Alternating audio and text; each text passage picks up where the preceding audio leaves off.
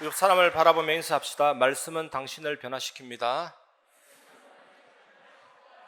지난주와 오늘 본문은 사실은 하나의 이야기입니다. 계속해서 연결해서 진행됩니다. 지난주 내용과 이번 주 내용을 잘 정리해서 여러분 삶 속에 참된 용서하에 하나님의 회복이 있기를 바랍니다. 오늘 저는 여러분과 함께 십자가 용서를 먼저 경험하고 용서하며 세상 살리는 성도라는 제목으로 말씀을 나누겠습니다. 여러분 혹시 영화나 기독교 그림을 보면 예수님 십자가에 달린 모습이 실오라기 정도는 걸치고 있는 모습인데 원래는 나체로 십자가에 달립니다. 왜냐하면 예수님 당시는 직물업이 발달되지 않았습니다. 복잡한 과정을 거쳐서 옷을 만드는 것이 불가능했기 때문에 옷감이 너무 귀합니다. 그래서 유대인들은 전통적으로 속옷은 통으로 짜서 입고 겉옷은 또 조각을 나눠서 붙이기도 하는데, 이 로마 군병들이 예수님 십자가에 못 박을 때 속옷은 한 사람이 가져가고 겉옷은 제비 뽑아서 네 조각으로 나누어서 군병들이 가져가게 되었습니다. 이렇게 비참하게 십자가에 달리신 예수님은 그들의 죄를 그들에게 돌리지 말아 달라고 기도했습니다. 십자가에 못 박기 전에 채찍질하고 가시관을 씌운 그런 엄청난 고난을 당하는 중에도 저들의 죄를 저들에게 돌리지 말아 달라고 기도했습니다. 그리고 예수님 우편에 달린 강도, 평생 못된 짓만 하고 죄를 지었고 한 번도 예배라는 것을 모르는 사람인데, 예수님 우편에 달린 강도가 당신의 나라에 가시거든 나를 기억해 달라고 고백했습니다. 이 말은 자신의 죄를 인정했고 예수님을 믿었다는 것입니다. 바로 그 즉시 용서받고 낙원에 이르게 되었습니다. 십자가는 한마디로 죄인을 향한 하나님의 용서하심입니다. 오늘 말씀을 통해서 참된 용서의 의미를 깨닫고 참된 화해와 회복의 역사가 여러분 삶 속에 일어나기를 주님의 이름으로 축원합니다. 첫 번째 살펴보아야 될 내용은 진정한 용서입니다. 스티븐 맥도날드라는 미국 뉴욕의 경찰관이 있었습니다. NYPD 아시죠? 영화에도 많이 나오는데, NYPD 뉴욕 경찰이 센트럴파크 순찰 중에 불량한 청소년과 시비가 붙어서 그 청소년이 그 경찰관을 총으로 쏘았습니다. 척추에 총알이 박힌 것입니다. 한순간에 고통의 나락으로 떨어졌고 굉장한 고통과 분노가 그 사람을 사로잡게 되었습니다. 그런데 14년 만에 가해자를 만났는데 이 경찰관이 그 가해자를 용서해 주었습니다. 이 경찰관이 한 말이, 내 등에 박힌 총알보다 내 가슴속에 박힌 복수심이 더 끔찍했다라고 고백했습니다. 사실 이런 용서는 정말 어렵습니다. 억울한 고통, 피해를 당했고 앞으로도 그렇게 살아갈 것을 생각하면 상대방의 잘못이나 악행을 용서하기가 쉽지 않습니다. 그럼에도 용서해야 살 수 있습니다. 용서는 상대방을 위한 것이 아니라 피해 입은 자기 자신에게도 정말로 용서가 필요합니다. 우리가 때로는 다른 사람을 비난하는데 그 작은 비난을 혹독하게 비판할 때가 있습니다. 그것은 자기 자신의 실수를 두려워하는 것, 이를 완벽하게 해결하지 못했다라는 불안감을 드러내는 것이라 할 수 있습니다. 결국 전문가들은 남을 비난하는 것은 자기 자신을 비난하는 것이다라고 말하고 있습니다. 아닌 경우도 있겠지만 또 타인의 외모를 비판하는 경우 본인의 외모가 만족스럽지 못하거나 저하된 자존심을 반영한 것이라 할 수가 있습니다. 그래서 심리학적으로 투사라고 하잖아요. 나의 상처를 비추는 겁니다. 다른 사람에게 반영하는 겁니다. 상처를 쏟아붓는 사람은 결국 본인의 상처를 드러내는 경우가 되는 것입니다. 그렇다면 우리는 분노를 꾹꾹 참고 누르고 압력밥솥처럼 살아가는 얘기입니까? 아무 일 없었다는 것이 완전히 용서하고 잊어버리라는 말입니까? 근데 그게 아닙니다. 핵심은 용서와 화해라는 목표를 절대로 포기해서는 안 된다는 겁니다. 그게 십자가거든요. 그게 지난주 말씀과 이번 주 말씀에 흐르는 중요한 흐름입니다. 21절에서 22절을 보시면, 그때 베드로가 나와 이르되 주여 형제가 내게 죄를 범하면 몇 번이나 용서하여 주리이까? 7번까지 하오리이까? 예수께서 이르시되 내게 이르노니 7번뿐 아니라 7번을 70번까지라도 할지니라. 예수님 당시 스승이라고 하던 유대 랍비들은 딱 3번만 용서하라고 했습니다. 3번 이후부터는 용서하지 말라고 가르쳤습니다. 따라서 베드로가 7번까지 용서하오리까 엄청난 숫자를 제안한 것입니다. 이 베드로는 아마도 예수님의 길을 잘 따라가고 있다라고 생각했을 것입니다.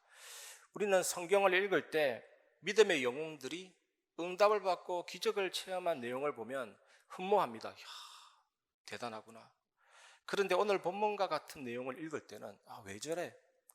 나는 좀 더 잘할 수 있겠는데 이런 생각이 올라올 수가 있습니다. 그리스도의 마음을 잘못 읽은 베드로를 얕잡아 보는 경향이 있습니다. 하지만 베드로는 적어도 올바른 질문을 한 것입니다. 베드로가 무엇을 깨달았습니까? 용서하는 것이 옳다는 것을 깨달았고 용서해야 할 의무가 있다는 것을 깨달았습니다. 우리는 베드로를 인정해야 됩니다. 베드로는 예수님 학교에 3년밖에 다니지 않은 상태거든요. 앞으로도 더 많은 것을 배워야 되겠지만 그래도 적어도 이 정도는 배웠습니다. 그런데 여러분은 안 그러시겠지만 많은 그리스도인들 중에 어떤 사람들은 그리스도 학교에 입학하지도 못한 사람 많습니다. 그리스도의 가르침에 기초도 졸업하지 못한 사람이 많습니다.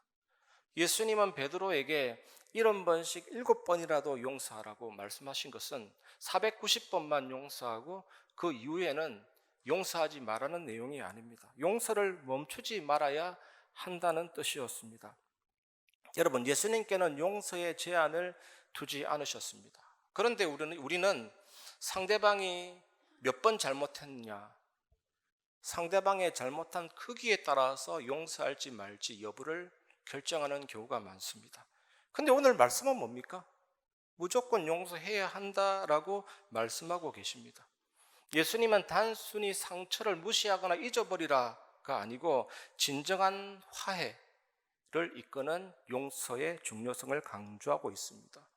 사실 용서라는 것은 내가 너를 용서한다가 아니고, 용서한다라는 말은 진정으로 상대방을 이해하고 관계 회복을 위한 노력이 함께 들어가야 되는 것인데, 그런데 우리는 문제가 오면, 갈등이 오면, 사실 저도 그렇습니다. 비난하는 경우가 많고 책임을 떠넘기는 경우가 많습니다. 진짜 무조건 용서는 쉽지 않습니다. 우리의 인성으로는 불가능합니다. 특히 큰 상처를 받은 사람은 무조건 용서하는 것은 정말로 쉽지 않습니다. 그래서 우리에게 날마다 필요한 게 뭡니까? 말씀 묵상과 기도의 힘입니다. 말씀 묵상과 기도의 힘은 우리에게 새로운 관점을 열어줍니다. 나의 부정적인 생각을 치료합니다. 하나님과의 관계가 깊어지고 돈독해지게 되면서 성령의 열매를 나타나게 됩니다. 그리스도인이 맺는 사랑과 희락과 화평과 오래 참음과 자비와 양성과 충성과 온유와 절제, 기도하는 자에게 이 열매를 주십니다. 특히 요즘에 중독자들, 집착하는 분들, 세상은 지금 그렇게 흘러가는데 정말 이 사람이 예수 믿고 말씀 묵상과 기도하면 절제, 모든 부분에서 절제하고 치유할 수 있는 힘이 말씀의 힘입니다. 그리고 우리 영적 상태를 항상 기뻐하고 쉬지 말고 기도하고 범사에 감사하는 그런 상태로 말씀 묵상과 기도의 힘은 제공해 줄 수 있습니다. 말씀은 우리의 마음과 생각을 변화시키고 우리의 영의 상태를 변화시키고, 말씀은 우리의 행동과 경험과 삶도 변화시키고, 결국 말씀은 모든 것을 치료하고 고치고 만지고 회복시키는 하나님의 음성이기 때문에 결국 우리를 진정한 이해, 진정한 용서, 진정한 화해로 이끌어 주실 수 있는 것입니다. 이 은혜를 누리시기 바랍니다.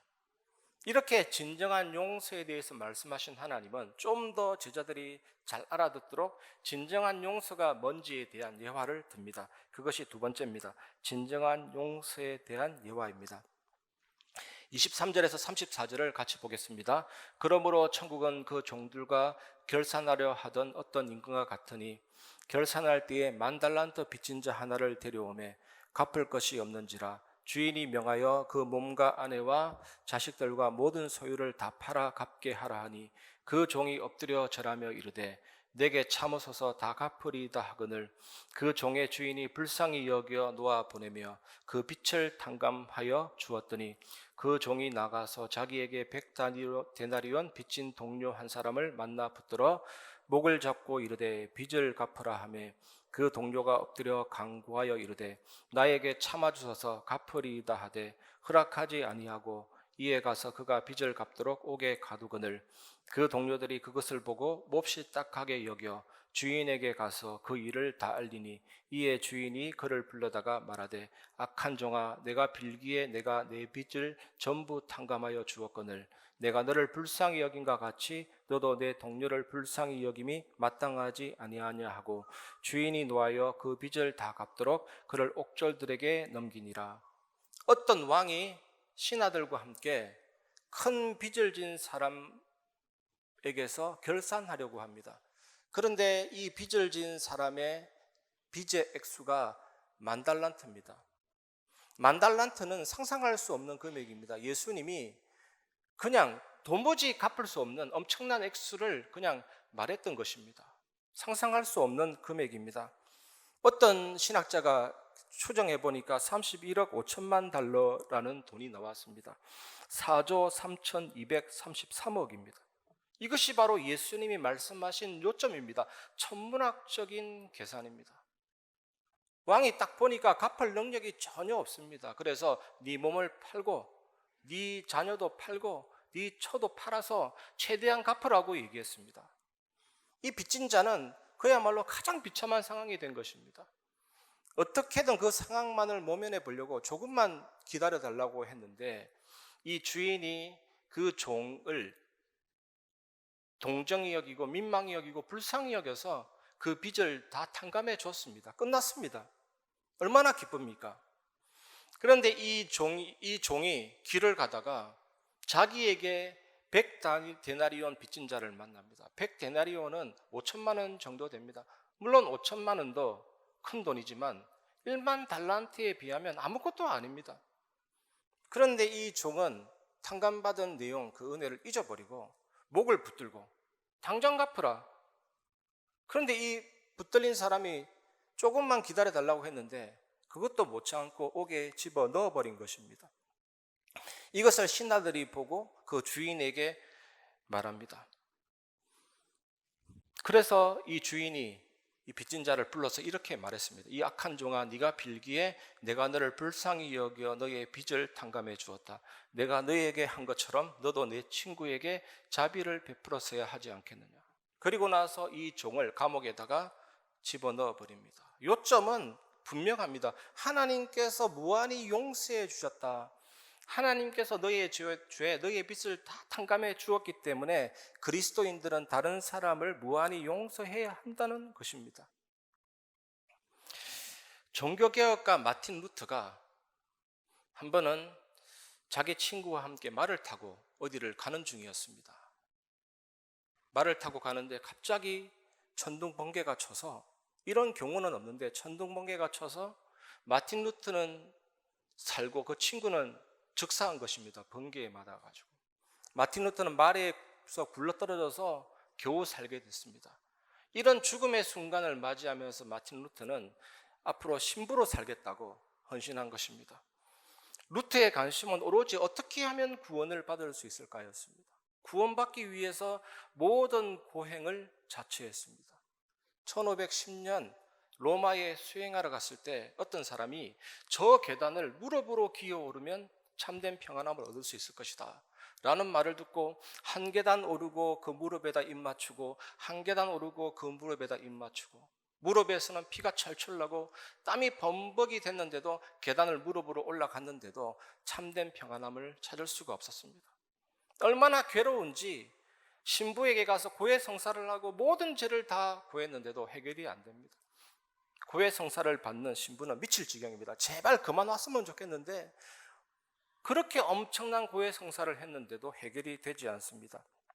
그러던 차에 이 루트가 어거스틴의 책을 읽으면서 은혜 교리에 대해서 눈이 열리게 됩니다. 결정적으로 로마서를 연구하던 중 로마서 1장 17절 복음에는 하나님의 의가 나타나서 믿음으로 믿음에 이르게 하나니 기록된 바 오직 의인은 믿음으로 말미암아 살리라 함과 같으니라.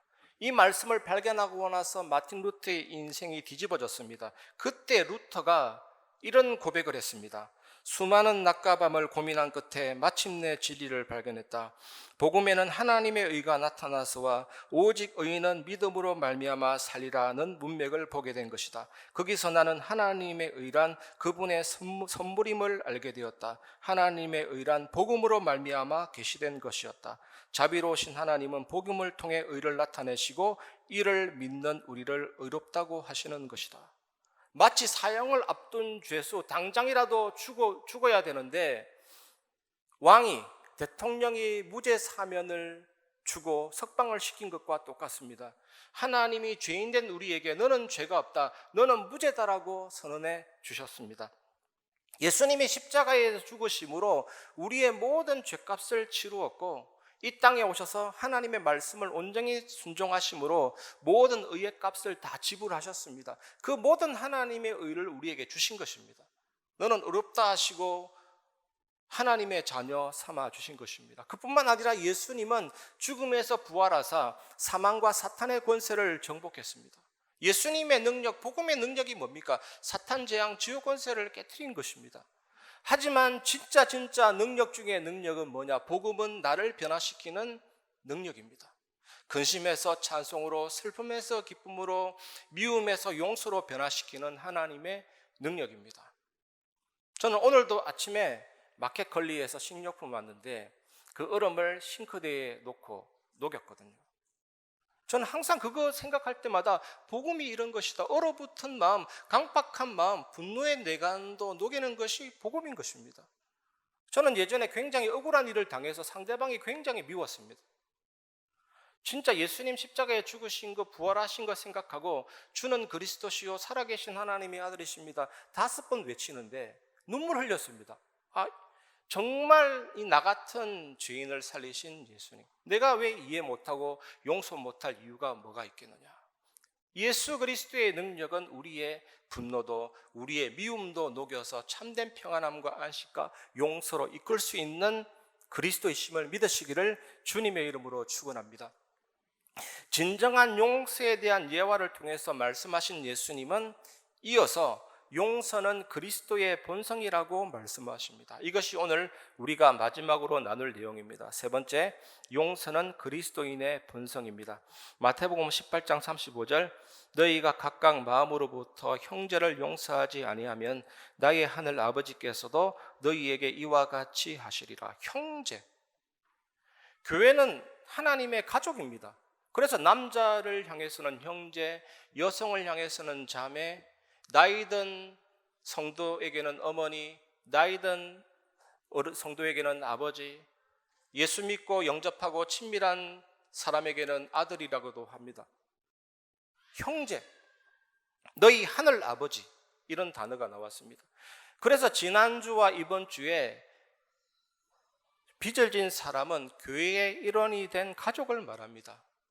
예수 믿는 자의 죄와 용서에 관한 말씀입니다. 이 용서는 하늘 구성원이 된 우리들에게 하나님의 직접적인 명령입니다.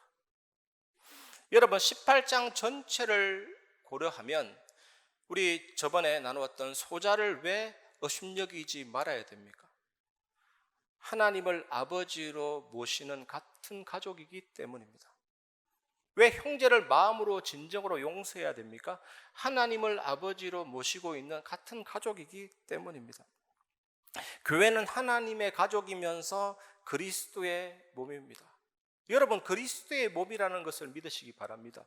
교회의 머리는 예수 그리스도입니다. 예수 그리스도께서 통치하고 다스릴 때 교회는 살아서 움직입니다. 눈이 귀에게 쓸모없다 할 수 없고, 손이 발에게 쓸모없다 할 수 없고, 혀가 이에게 쓸모없다 할 수 없는 것입니다. 저는 겨울철만 되면 좀 발이 건조하는 경향이 있어가지고 저번에는 너무 내가 발을 소중히 여기지 않았구나, 발에다가 푸크림을 발라주고 정성스럽게 되었는데 발이 좋아지더라고요.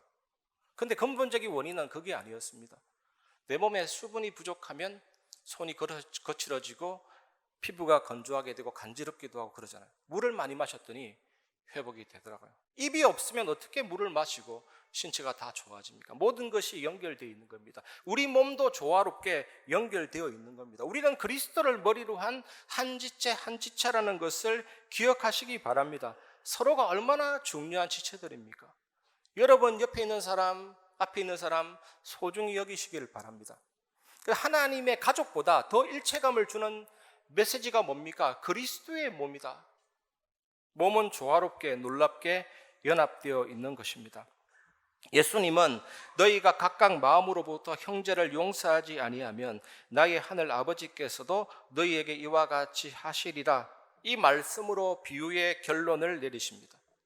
하나님의 용서를 받은 사람은 그에 대해서 다른 사람들에 대해서도 용서하라는 말씀이잖아요. 하나님께서 예수 그리스도를 통해서 우리를 용서하시고 빚을 탕감해 주셨다면 우리도 그 용서를 누리고 다른 사람의 빚을 탕감해 줘야 되는 것입니다. 지난주 말씀과 이번 주 말씀을 연결해서 잘 정리하시고 여러분에게 참된 용서와 화해와 회복이 있기를 주님의 이름으로 축원합니다. 죄는 사탄의 영향에 의해서 발생됩니다. 죄는 하나님과의 관계를 깨트리고 영적인 죽음에 이르게 합니다. 그래서 용서는 하나님의 은혜로만 가능합니다. 결국 용서는 사탄의 패배를 의미합니다. 하나님은 사람을 하나님의 형상대로 창조하셨습니다. 영적으로나 도덕적으로나 지성감정 의지적으로나 능력적으로나 너무나도 하나님을 닮은 존재입니다. 그런데 죄가 들어왔습니다. 아담과 하와가 선악과를 따먹고 죄가 들어오게 된 것입니다. 이 죄는 우리의 인간성 전체를 부패시킨 것입니다. 지성감정 의지도 타락되고 다 부패된 것입니다. 그때 우리 마음에는 미움이라는 것이 들어오고 분노라는 것이 들어왔습니다. 아담과 하와가 첫 창조되었을 때는 벌거벗어서나 부끄러워하지 아니하였습니다. 온전했습니다. 그런데 죄가 들어오면서 이제 서로에게 책임을 넘기게 되고 비난하게 되는 것입니다. 그런데 이 비난은 가인에게서 살인으로 이어지고 가인의 후손인 라멕은 어떻습니까? 사람을 죽이고도 죄책감을 느끼지 못했습니다. 예수님이 이 땅에 오심은 하나님의 형상을 회복하고 우리의 모든 인간성을 전진적으로 회복시켜 주는 것입니다. 그래서 복음 없는 사람의 용서는 진정한 용서가 될 수가 없죠. 또 과거로 돌아갑니다. 이번 한 주간 예수 그리스도로 말미암아 회복된 참된 용서의 의미를 깨닫고 누리고 전달하는 정인 되시기를 바랍니다. 저도 어거스틴이 지은 참회록이라는 책을 읽은 적이 있습니다. 그 책을 읽으니까 가슴 깊이 다가온 내용이 있습니다. 어거스틴이 이렇게 말했더라고요. 나는 죄를 지어서 죄인이 아니라 원래 죄인이다. 태중에서부터 죄인이다. 모태부터 죄인이다. 다윗도 그랬거든요. 내가 죄악 중에 출생하였으며. 그래서 죄인이라서 희망이 없는 것이 아니라 그래서 죄인된 나에게 그리스도가 필요하구나. 이게 팍 다가오는 거 있죠. 그래서 저는 예전에 야곱과 에서가 태중에서부터 싸운 것이 잘 이해가 되지 않았습니다. 태중에서부터 뭘 안다고 그렇게 치고받고 싸우냐, 형이 되려고. 그게 무엇을 말합니까? 인간은 태중에서부터 죄인이다, 나중심이다, 이기주의이다. 생리적으로, 태생적으로 인간은 죄인인 것입니다. 그렇죠. 어느 날 저는 복음 예전에 깨달았을 때는 와, 왕이고 제사장이고 선지자구나, 엄청난 권세를 느끼게 했더라고요. 그런데 신앙생활이 지속되면서 내가 죄를 지어서 죄인이 아니라 원래 죄인이구나, 진짜 그리스도가 나에게 필요하구나, 아니면 망하겠구나, 지옥 가겠구나 느껴지더라고요. 이런 나를 살리셨기 때문에 내가 누구를 용서하지 못하겠는가?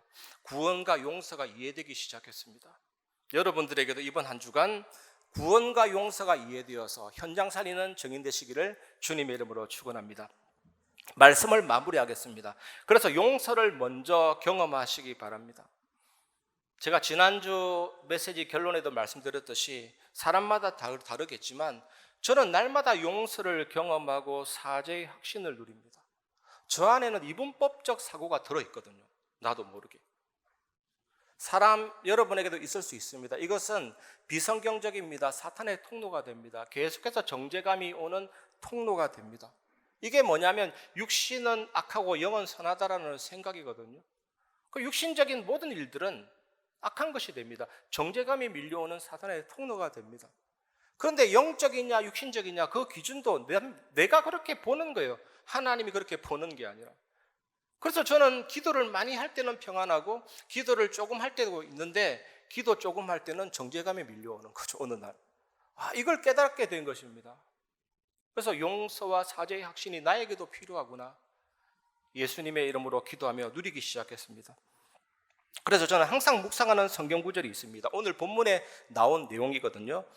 21절에서 22절, 그때 베드로가 나와 이르되 주여 형제가 내게 죄를 범하면 몇 번이나 용서하여 주리이까? 7번까지 하오리이까? 예수께서 이르시되 내게 이르노니 7번뿐 아니라 7번을 70번까지도 할지니라. 이렇게 무한히 용서해 주시는 하나님이시거든요.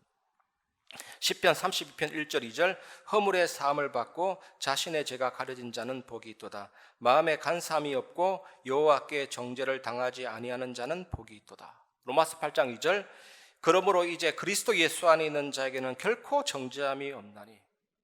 무한한 용서, 무한한 사랑, 무한한 은혜 누리는 한 주간 되시길 바랍니다. 제가 예전에 청소년 사역할 때 한 아이가 이번 주간에 엄마하고 대판 싸웠는데 욕까지 했다면서 내 하나님의 자녀 아닌가요? 묻더라고요. 진짜 슬퍼하면서 저한테 묻길래 제가 말했습니다. 너는 하나님의 자녀다. 하나님의 자녀 아닌 사람은 그런 의식 자체도 없다. 너는 하나님의 자녀다.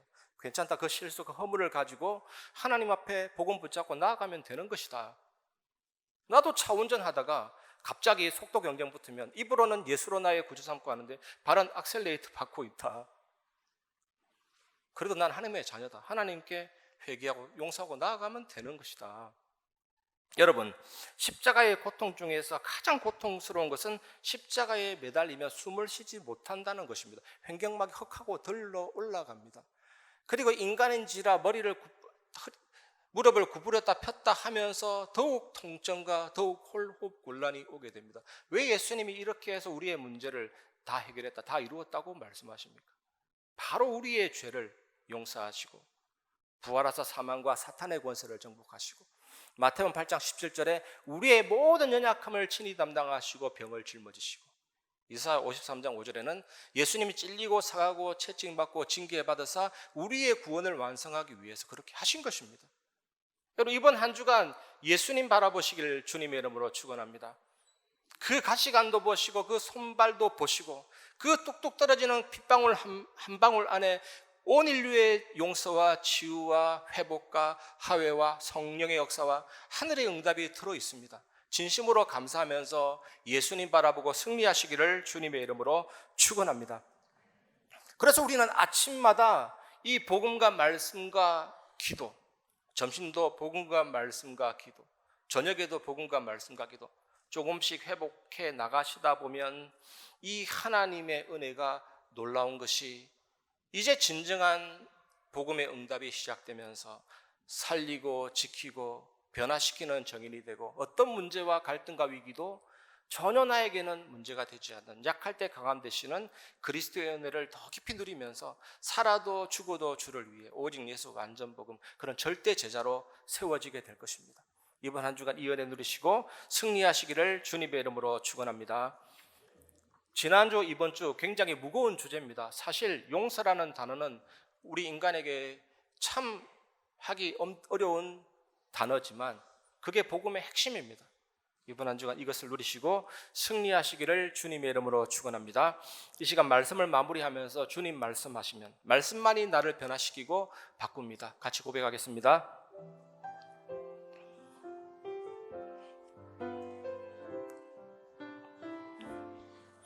주님 말씀하시면 내가 나가리다.